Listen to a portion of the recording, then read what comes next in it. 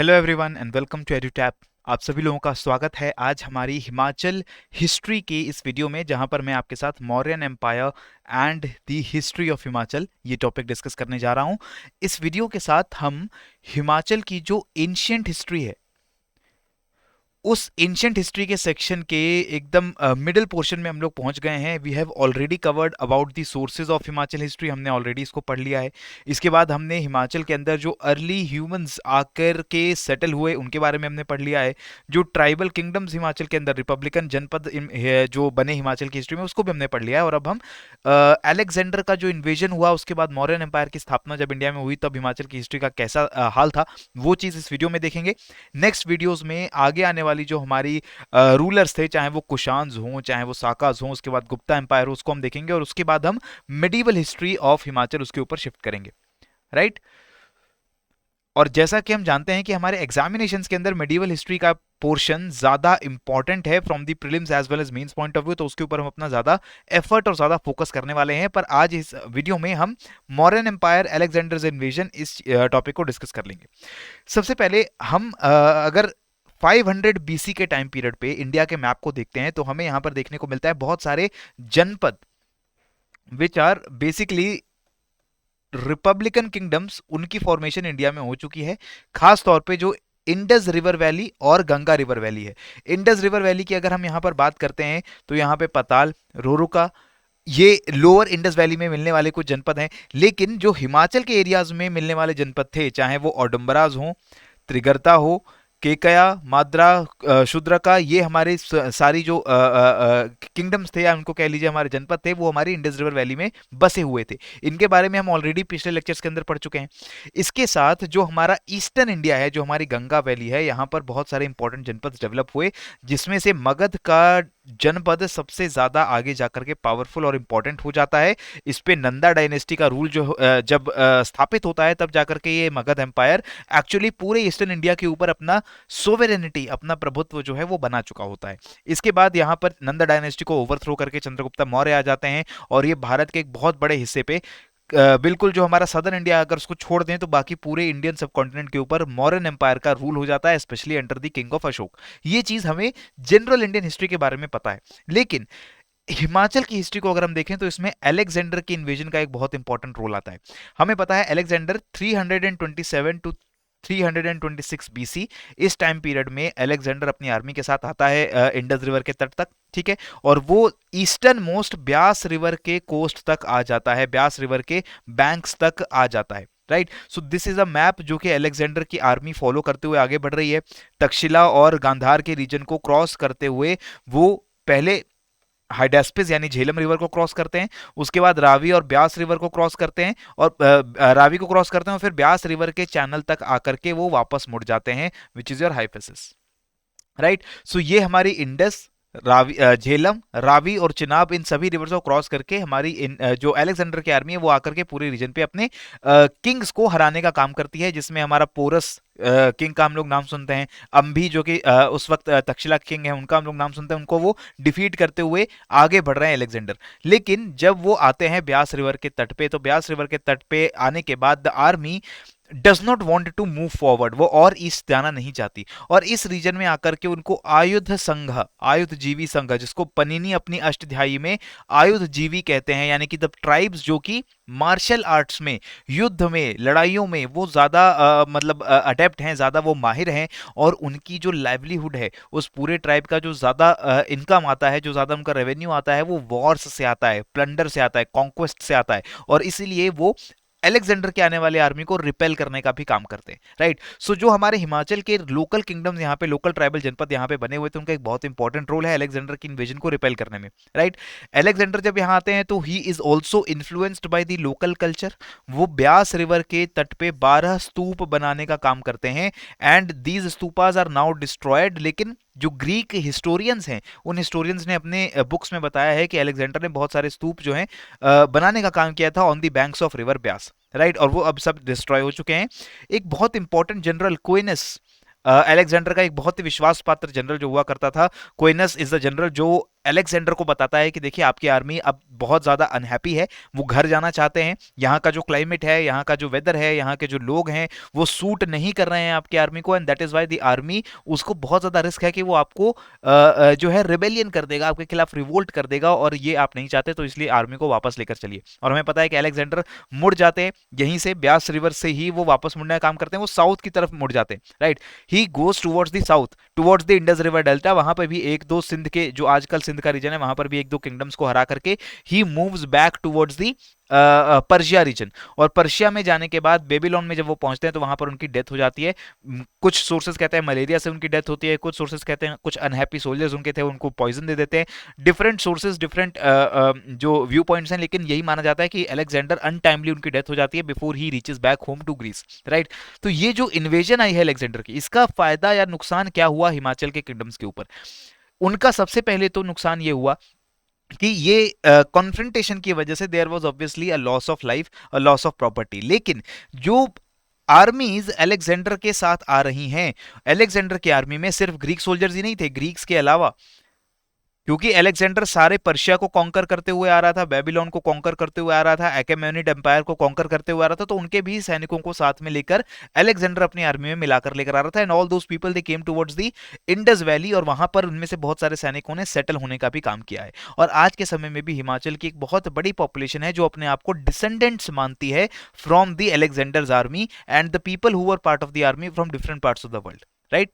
इसके बाद हुआ क्या, मौर्य अंपायर का राइज होता है, बिकॉज जब अलेक्जेंडर इन्वेड करते हैं इंडिया में, तब वहां पर Nanda empire in Magadha is the most powerful empire, but Chandragupta Maurya overthrew the Nanda empire in Magadha with help of Chanakya, Chanakya या विष्णुगुप्त जिनको हम नाम दे रहे हैं, कौटिल्य जिनको नाम दे रहे हैं, हमें पता है, इनकी मदद से चंद्रगुप्त मौर्य एक बहुत बड़ी आर्मी खड़ी करते हैं और नंद साम्राज्य के साथ युद्ध करते हैं, और वहां पर जीत करके धननंद जो लास्ट रूलर है नंदा डायनेस्टी का, उसको हराने का, उसको डिपोज करने का काम करते हैं, राइट।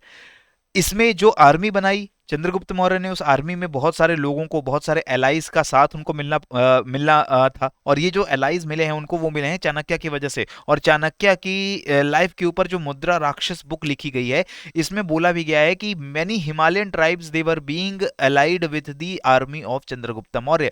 चंद्रगुप्त मौर्य एक हिमालयन हिल चीफ प्रवर्तक के साथ अपना अलायंस स्थापित करते हैं, और प्रवर्तका की तरफ से बहुत सारे लोग, बहुत सारी बटालियंस भी उनकी आर्मी में जोड़ी जाती हैं। और इसका मेंशन मुद्रा राक्षस में भी है, परिशिष्ट परवान में भी है। मुद्रा राक्षस एक संस्कृत टेक्स्ट है, राइट, और परिशिष्ट परवान ये जैन टेक्स्ट है जिसको प्रकृत भाषा में लिखा गया है, राइट। तो दोनों ही टेक्स्ट्स में बात की गई है कि प्रवर्तका नाम का एक इंपॉर्टेंट हिल चीफ था जिसकी आर्मी, जिसके लोग आकर के शामिल हुए चंद्रगुप्त मौर्य की आर्मी में, and this Pravartaka is obviously also mentioned in line with Trigarta. तो ये माना जा रहा है कि जो त्रिगर्ता का किंगडम हुआ करता था, जिसकी कैपिटल जालंधर में थी, और पूरी जो सतलज से लेकर के रावी रिवर के बीच का पूरा रीजन है उस पर वो रूल करता था, उसकी तरफ से सपोर्ट दिया गया, राइट। कौन कौन सी डिफरेंट लोग आर्मी ऑफ चंद्रगुप्ता मौर्य उसमें शामिल हुए हैं? Yavanas, Yavanas is basically the Sanskrit term for Indo Greeks. जो मैंने आपको बताया, बहुत सारे ऐसे सोल्जर्स थे जो अलेक्जेंडर के साथ इंडिया में आए तो जरूर, लेकिन यहां पर अपने डिसेंडेंट्स छोड़ गए। तो ये इंडो ग्रीक्स, किरत्स, साकाज, कंबोज, वहलिका और पर्सका, ये सारे डिफरेंट डिफरेंट ट्राइबल ग्रुप्स जो थे वो चंद्रगुप्ता आर्मी को ज्वाइन करते हैं। इसमें जो वहलिकास है, इसके बारे में और ज्यादा मेंशन किया गया है इन दी टेक्स्ट ऑफ मुद्रा राक्षसा, जहां पर बताया गया कि प्रस्थला, मद्रा, गांधार, खाशा, सिंधु, सौवीरा, वस्ती, ये अलग अलग ट्राइबल किंगडम्स जो हिमाचल और लोअर हिमाचल के हिल स्टेट्स में पाए जाते थे, they were part of the Vahlikas and they were also indirectly part of the Chandragupta Maurya army. Now this is not very important from the examination point of view. Exam में बहुत कम chances हैं कि आपको ऐसे डिटेल ट्रिवियल क्वेश्चंस पूछे जाएंगे, ठीक है। आपको थोड़ा कॉन्सेप्ट समझना है, थोड़ी ये स्टोरी समझनी है। अब हुआ क्या कि चंद्रगुप्त मौर्य ने इन सभी लोगों को अपनी आर्मी में शामिल किया और मगध एम्पायर के खिलाफ युद्ध किया, जहां पर वो जीते और वो मगध एम्पायर के रूलर बन गए, राजा बन गए। इसके बाद उन्होंने अपना किंगडम एक्सपैंड करना स्टार्ट किया, और एक्सपैंड करने में वो इनर हिमालयन हिल्स में भी एक्सपैंड करने की उन्होंने कोशिश की, और जिन लोगों से अलायंस करके उन्होंने अपनी आर्मी स्ट्रांग की थी, उन्हीं लोगों के किंगडम्स को, उन्हीं लोगों की जो सिटीज थी उनको वो कब्जे में लेना चाह रहे थे, जहां पर ओपोज किया गया उनको। 5 kings were present in the upper Himalayan region, inner Himalayan region, led by the Chitravarma of Kuluta. Kuluta की हमने बात की, ये भी इंपॉर्टेंट ट्राइबल जनपद है जो कि आज के समय की जो कुल्लू वैली है उसके साथ सिनोनिमस है। और यहाँ के इंपॉर्टेंट किंग्स ने मिल करके चंद्रगुप्त मौर्य को अपोज करने का काम किया, जिसमें से लीड किंग थे चित्रवर्मा ऑफ कुलूत, राइट। तो इस वजह से जो चंद्रगुप्त मौर्य है उनकी पेनेट्रेशन इनटू हिमाचल, डायरेक्ट उनका जो रूल है हिमाचल में, वो बहुत ज्यादा सक्सेसफुल नहीं हो पाया, बहुत लॉन्ग नहीं हो पाया। लेकिन इनके ग्रैंडसन आते हैं जब अशोक, अशोका अब बुद्धिज्म की पॉलिसी फॉलो कर रहे हैं और वो टॉलरेंस की पॉलिसी भी फॉलो कर रहे हैं। इसके अलावा बिफोर कन्वर्टिंग टू बुद्धिज्म ऐसा बोला जाता है कि Ashoka he was a very ruthless ruler, और वो बहुत सारी जो बैटल्स है वो जीतते हुए आए, और उन्होंने अपना जो किंगडम है वो बहुत एक्सपैंड कर लिया। इस मामले में भी उन्होंने पूरी इंडस वैली को एक्सपैंड करके कॉन्कर कर लिया। लेकिन बुद्धिज्म अपनाने के बाद he followed the policy of tolerance, और टॉलरेंस की पॉलिसी में वो जिस भी किंगडम पे जाते थे अपनी आर्मी को लेकर के, वहां पर उस किंगडम के राजा को मारने का या वहां के लोगों को नुकसान पहुंचाने का काम नहीं करते थे। उनका सिंपल मतलब था कि आप अपना काम खुद करते रहिए, अपने लोकल अफेयर्स को खुद मैनेज करिए, आप बस एक्सेप्ट कर लीजिए मेरी सोवेरेनिटी, आप बस ये एक्सेप्ट कर लीजिए कि आप मेरे अंडर काम कर रहे हैं और आपको मैं कोई डिस्टर्बेंस नहीं होने दूंगा, आपकी मैं प्रोटेक्शन भी करूंगा अगर आपको कोई एक्सटर्नल थ्रेट आता है। That is why many of the rulers in the Himalayan hill states, उन्होंने सोवेरेनिटी एक्सेप्ट कर लिया। किसका? अशोका का। और अशोका का जो एम्पायर है वो अफगानिस्तान तक राइज अप हो जाता है, और साउथ में बिल्कुल जो हमारे चोलास और पल्लवास के किंगडम्स के बाउंड्री तक शेयर कर जाता है हमारा अशोका का मौर्य एम्पायर, राइट। सो इसी के साथ ही अशोका ने एक और पॉलिसी जो अपनाई है वो है रिलीजियस प्रोपागेंडिज्म की, जहां पर वो बुद्धिज्म को प्रोपागेट करने का काम करते हैं हिमालयस के अंदर। आल्दो बुद्धिज्म अशोका के पहले आ चुका है हिमालयाज में, लेकिन फिर भी बुद्धिज्म को और ज्यादा पॉपुलर जो किया गया है हिमाचल के अंदर, वो मौर्यस में और अशोकास के टाइम में हुआ है। उन्होंने 5 मॉन्क्स भेजे हैं, नाम आपको याद होने चाहिए, मज्जिमा, कश्यप गोटा, दुंदे विसार, सहदेव एंड मुलकदेव। और ये जो हमारे 5 मॉन्क्स हैं इनके लीडर थे मज्जिमा, जो कि जाते हैं आज के समय का हिमाचल, कुमाऊं, गढ़वाल का जो रीजन है, यानी कि पूरा हिमाचल और उत्तराखंड और नेपाल के भी अलग अलग इलाकों में अपर हिमालय तक के लोग जाते हैं और बुद्धिज्म का प्रचार करते हैं। इसके अलावा जो अशोका है वो कुल्लू वैली में एक स्तूप का निर्माण करते हैं, जिसका मेंशन हुएनसांग ने भी किया है अपने वर्क्स के अंदर। जब हुएनसांग आता है अशोका के मरने के बहुत सालों बाद, हुएनसांग आते हैं इंडिया में, और वो भी इस जगह को विटनेस करते हैं और वो देखते हैं कि अशोका के बनाए द्वारा स्तूप वहां पर अभी भी उनको दिखता है। इसके अलावा rock edict at Kalsi which is now in Uttarakhand, पहले ये सिरमौर स्टेट का पार्ट हुआ करता था कलसी, यहां पर एक रॉक एडिक्ट बनाने का काम अशोका ने किया है। This is your region of Kalsi, right. Kalsi के अलावा हमें पता है कांधार, शहबाजगढ़ी और मनसेरा में भी pillar addicts, rock addicts Ashoka ने बनवाए हैं, जहां पर वो अपना मैसेज जो है, चाहे वो बुद्धिज्म से जुड़ा हुआ हो, चाहे वो अपने रॉयल प्रोक्लेमेशन हो, वो लिखवाने का काम करते थे। This is also seen in Kalsi which is a very important location, right.